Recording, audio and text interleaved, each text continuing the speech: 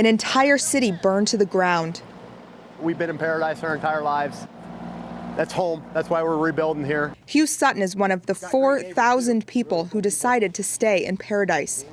In 2018, the entire city was wiped out, but 2 years later, Hugh is excited to return home. Here's our living room.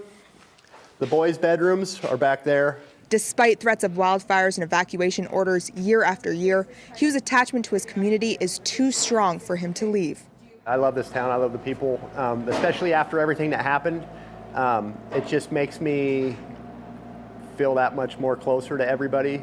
I'm not going to live in fear. I'm going to live my life. My family's going to live their life, and that's how we look at it. Like, we're not victims. We just went through some crazy stuff. The smoke lingering in the city from the recent North Complex fires is a reminder of the continued threat. But it's not just an emotional attachment keeping people here.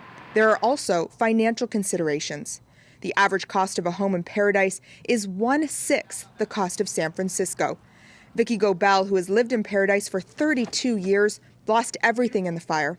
But insurance paid well for her to rebuild. First, we weren't going to do it because we saw the devastation and said, I don't want to live in that. You just see remnants of people's lives.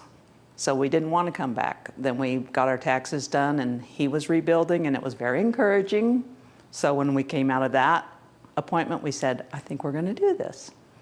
So we did. The fact that people keep rebuilding in places that continue to be threatened by wildfires is, along with climate change, one of the big reasons why the blazes in California have become so deadly.